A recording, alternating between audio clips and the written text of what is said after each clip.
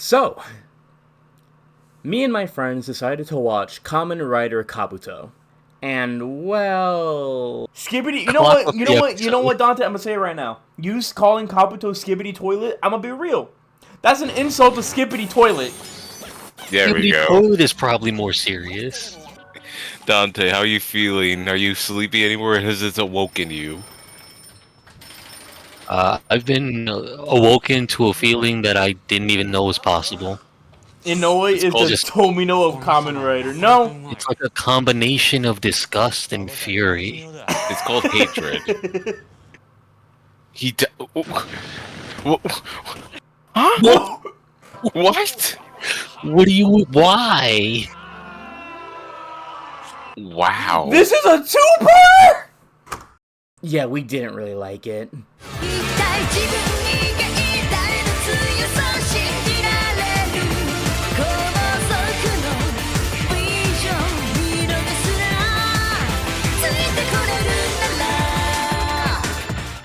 For a bit more context around my background when it comes to tokusatsu, at this point in time, I have seen Ryuki, Faiz, Blade, Hibiki, Os, Forze, Wizard, Gaim, Drive, and Ghost. This is all before I ended up watching Kamen Rider Kabuto, which, for the most part, has been described to me as the peak of Rider series as a whole. Now, I don't completely hate this show, I just mostly hate it. There are some things about it that I do really like. I mean, the cinematography is outstanding for some scenes, especially some part like the fight with Tendo and the bee. Beautiful, amazing sunset shot, 10 out of 10. A lot of shots are like this, just amazing framing all around. And the vocal tracks are pretty damn good. Next Level is amazing, Full Force is beautiful, Lord of the Speed is up there as one of my favorite tracks when it comes to Kamen Rider. Like, there's good parts of this show, and hell, I'll even give good parts of two of the characters. Kagami, also known as Kamen Rider Gattack, as well as Tsurugi, also known as Kamen Rider Sasword. Those two characters single-handedly kept me from leaving this show, because everyone else is a pile of narcissism or just some flavor of annoying that I almost can't stand being here. The show is completely deranged. Even from the first episode, with Tendo essentially admitting that he is God to everyone else, and quite frankly, all of reality within this show doesn't disprove this fact. It feels like everything revolves around him because everything does revolve around him, which makes him not only completely grating to watch, even when later on he does show cracks in his armor, but it also just means that most other characters in the show can't really compete with him. And when I say competing with Tendo, I do in fact mean competing with Tendo. This is not just a show about fights, this is a show about pettiness, the likes of which I was not prepared for. From multiple cooking contests declared solely because they don't like each other on sight, to multiple childish insults thrown at each other, or hell, how about we have a rider fight just because they don't like each other? None of it is really all that compelling either. I think the best one, at least in terms of the show, was Yaguruma, the first bee user. And even then, it was because Tendo messed with his perfect harmony, which by itself would have been fine, if not for the fact that the only reason any of it happened was because Tendo was being needlessly petty, and Yaguruma was also equally as needlessly petty, for no reason about it. All of Tendo's plots are like this in the first half of the series. Most of the writers that are around hate Tendo's guts and want to put it up to him, but Tendo, being Tendo, is always able to either beat them at their challenges, or even when he loses, he ends up winning in another way that just drives them up a wall. The only writers that I can safely say that he's somewhat friends with would be Kagami, who isn't even a writer for the first half of the series until episode 22, and Sasword, who the only reason that Tendo is friends with him is because Sasword is kind of brainless. Meanwhile, when it comes to Kagami, he actually gets the more interesting parts of the show as he focuses on the central conflict of the worms and what they're all about. Not to mention his work in Zect, along with learning the inner workings of an organization like that. He even manages to become one of the bee users at some point, which again, is all very well handled.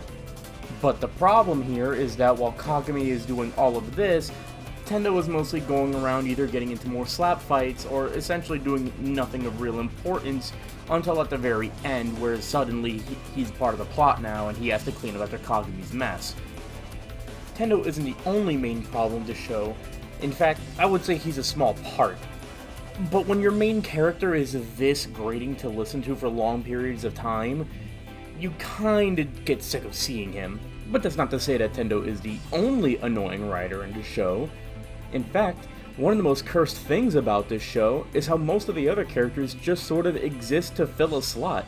The only other character besides the previous two that I mentioned being alright were Kageyama, only because he had an actual arc with being the bee user, and Yagaruma, who is essentially just a joke character for the rest of the show. He doesn't really do anything of note, and he kind of just accepts being a loser incel, because that's where he decided to take his character after he lost a bee.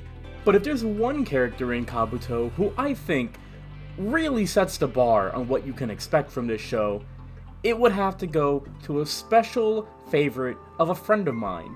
Take it away, Ninja. So, Drake. Drake is a character that encapsulates all of my problems with Kabuto. Wasted character potential, the concepts that are never brought up or never explained. He shows up, he has a belt. These belts are important because Zect, the evil corporation, wants them under their control. So, Drake shows up and you have all these questions like, why does he have a kid with him? Why does he have a belt? Is he related to Tendo, Zect? What is his deal? Only one of these questions gets answered, and it's the most useless one. No, not useless, but in the grand scheme of things, it doesn't really do anything for Drake or the show as a whole. So Drake, when asked, hey, where'd you get your belt? I don't know, he says. I just got it one day, and okay, that's whatever, I guess. Zach never brought up Drake before this event. And, okay, so Drake's debut episode is, he has this kid, he's an amazing makeup artist, he loves to hit on women, but he's shit at hitting on women because this kid has to finish up his pickup artist line for him, and they somehow still work on the women he's hitting on, even though they can see this small child is helping him out. The episode establishes he's kind of a dickhead. He treats this kid not great, but hey, he's basically her father figure. And the episode also establishes her mother, who lost her kid during this big meteor incident that took place before the show, and really hopes one day maybe she'll see her child again, or wonders if she's still alive. And the kid, in exchange for getting her past memories, because she doesn't remember anything from her past, doesn't know her mom, blah blah blah, she has to lose her current memories, and happens. It's a very nice ending to the episode where she reunites with her mother, and when she and Drake pass by on the bridge, she looks up at him and asks, hey, have we met before? And Drake just smiles and says, no, we've never met before, and walks away. He exits from the series gracefully, so does Gon, the child. Oh wait, Drake still has a belt. He's still a relevant part of the story, even though he has nothing to do with any of the characters or corporations with this show. We gotta bring him back. But as I just said, he's not related to Tendo, he's not related to Kagami, he's not related to Zect, he's not related to any character, not even the Worms, the evil alien faction that wants to take over Earth. None of that. So how do we bring him back? Bring back the child. Even though the equivalent exchange of her memories is supposed to be permanent, she just wakes up one day and says, Drake, where's Drake? I want to find Drake. And she runs from her house and just spends the rest of the series with Drake. What happens to the mom? Nothing. She's never brought up again. She's not even cameoed in any of the episodes. It's just a clear-cut example of how sloppy this writing of Kabuto is. So Drake shows up again, and he is irrelevant as a character after his debut, honestly. They try to keep him like connected to the plot by framing him for murder, have him fall in love with a worm woman. It doesn't matter because he just gets his ass beat and just Tendo solves all the problems anyway, so why'd you bring him back, honestly? In the final arcs, he barely shows up. Like, he'll show up like one scene, maybe talking to a girl, hitting on her as always. In the final battle, he just showed up for one frame to get punched in the face and then disappears again. It is such a goddamn mess with Drake. And that's Kamen Rider Kabuto. I hate Drake. I do not care for Tendo. Kagami deserves to be in a better show, but if he was, then this show would be the worst Kamen Rider season I've had the displeasure of watching. And we watched Phase, a Kamen Rider season that could be very well described as a telenovela that wants to frustrate you even more with its character interactions. So I'll pass it back to Undead. Fuck you for making me do this. Yeah, shut up, you still did it. So as you can see, I'm not alone in these feelings. The entire group that I watched this with pretty much shares the same sentiments. And just to be sure that I was giving this show the most leeway and clear-headedness that I could give it, I even took the time to take another viewing of it. That's right, I watched this show not once, but twice, just to be sure that everything I saw was all real, that I missed no little part of it. And my overall feelings, despite the fact that they have gone up a little bit, as I can see a bit more clearly now, doesn't change the fact that this is still one of the worst Rider shows I've seen, period. Especially when we get into my favorite piece of narrative. Say hello to Hyper Kabuto, one of the worst final forms I've seen in my life. The final form's look itself, amazing, beautiful. All the designs in this show I can roll with. It's more so the function of the final form. Look, I get it. Every Rider final form is supposed to be stronger, even though Ryuki had a final form that wasn't all that. But let's not talk about that. So, Hyper Kabuto. What it does is, not only is it a giant power boost for Tendo, who has already been able to clear on his own without really any boost whatsoever, it has also been shown in the same debut episode to rewind time to essentially rewrite the timeline as one sees fit. This ability, like many other things in this show, is never brought up again. You see it once, and maybe you could make a point that he's traveling when it comes to the edge of time or whatever, but at no point does he make use of this ability when he probably should, like against a guy who could literally freeze time. Actually, yeah, outside of the first time he uses Hyper Kabuto, this ability is never used again for the rest of the story. Hyper Kabuto is simply just a full power level up for the character, and there's nothing interesting that will be done with the time mechanic that it brought forth. And the thing is, once you make that mechanic clear to someone, you can't really put the devil back in the box. So the entire show could frankly be called sandbagging, as Kabuto just refuses to use the thing that he already used. He has one throwaway line about how once he masters it, he'll be able to run through time itself, but he already did that on the introduction, and then never just does it again. It never comes back up, ever. And that's this entire show. Plot points are introduced, abilities are brought in, just for it to either be completely undermined later on in a direct next episode sometimes, or things become a screeching halt because the writers got scared that you're not paying attention, so now we have to bring in a Dark Chef episode after one of the biggest drops of lore in this entire show, which also pretty much never comes back, nor does it really have a purpose whatsoever. Only two plots really get a payoff in this show. Tsurugi being a worm concludes fairly nicely. Kagami's entire deal of being himself pays off very well. But everything else either has no time to breathe, to the point where the final arc is pretty much just 2 episodes, or is introduced just to fall flat and never get mentioned again. The show is a constant stop and start, and even if I were to try to give it its own merits, the most I can give it that it's such a fever dream to watch, that it is at the very least funny, but trying to look deeper into it with the themes it has on display is almost impossible due to the fact that it just sort of forgets things as soon as it introduces them. It happens even as far as the first 10 episodes of the series, as we get introduced to the Bee's mechanic of branding people, which opens up a sort of can of worms of intrigue and wonder, like, hey, what does this do? What does it mean? Does it mean you belong to Zect entirely? That can't be right, because the B mark doesn't even have the Zect label on it. So, what was the purpose of showing that, aside from the fact that you're the B user? Do all Zectors do this? They don't show it if they do. And all the answers you get regarding this little thing can basically be boiled down to, I don't know, it just does that. And that's it.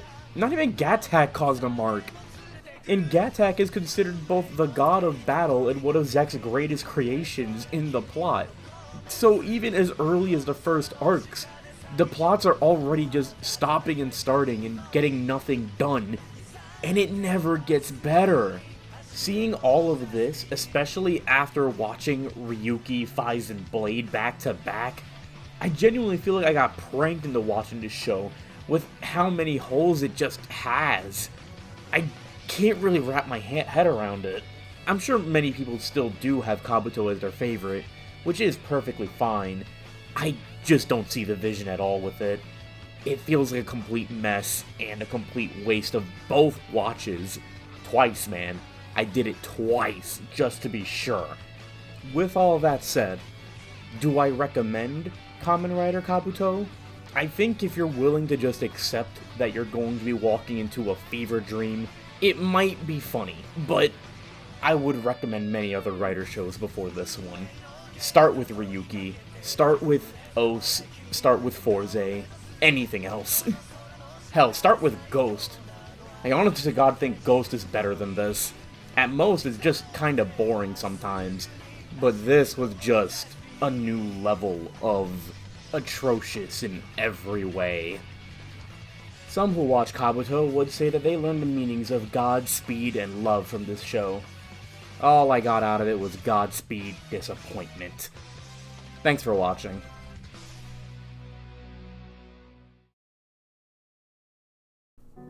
Hello again. Previous was the end of the video. This is more so just getting some updates and thoughts in order. The main video was at an end, so if all you wanted was the Kabuto thoughts, you can move on. This is more so just a brief update on where I'm trying to sort of take the channel and see where things go from there. I haven't really had much time to work on some of my other projects, mainly the Ruina project, which I really want to get going, but my life has been hectic, and my main actress for the first video has also been absent as of late, so that's a thing I gotta handle. Along with the college semester being a lot more rough this time around, so a lot of my focus has been put, like, outward. That and streaming. Twitch is having a new debacle going on, which I have to handle. Now that all the VODs are at risk of being deleted, that's a whole lot of footage that I could use for other things about to go into the trash. So yeah, this month has been pretty hectic. This year's felt pretty damn hectic. And I'm just barely keeping up. I do want to make more of these, though. Not just for, like, Kamen Rider, but also just everything in general. I have a lot of thoughts that need, if they don't come out one way, they gotta come out this way, you know what I'm saying? Especially since this video is my first bigger project in terms of things, because a lot of my stuff is a lot shorter, usually. But Kabuto was just that bad, but also, like, interesting bad, that I wanted to sort of get all my thoughts in order, and then, like, finally move on from it. Get it out of my computer, get it out of the way. I recently made a VODs channel, which I'll have a link to in the description, or on the screen, whichever one.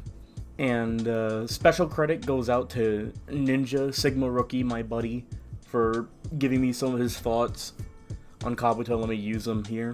You should go follow his Twitter and hit him up. He's very nice. If the video itself sounded a bit more rambly, that's because it was more so just, I didn't write a script. I should have, but every time I tried to write something, it just became more of a mess, so I was just like, you know what, let's see what I can make in a week. So yeah, that was fun. Making this was fun, even if, like, I had to watch Kabuto a second time. But I think it was worth it. Not the show itself, but just making this and getting it out. I have no idea when I'll be able to finish up my Arena little series that I want to do. That'll definitely be a summer break sort of deal, not to mention whatever else comes up just in my life. I do still stream though. I do stream a lot more often than anything else. So if you want to catch me over there, you can. Whenever I will do something, it'll probably be like worked on sometime, I want to say May to June, since then I'll actually be a bit more open to do stuff. Don't forget to like the video if you liked it, comment, subscribe, do all that nonsense. I don't like saying it, but nah, might as well get used to it, right? And that should be about it. Hope y'all are doing good. Take it easy. Hope y'all have a good one, good spring, good all that jazz. And I will see y'all with whatever project I cook up. Later. For real this time. Thanks for stopping by.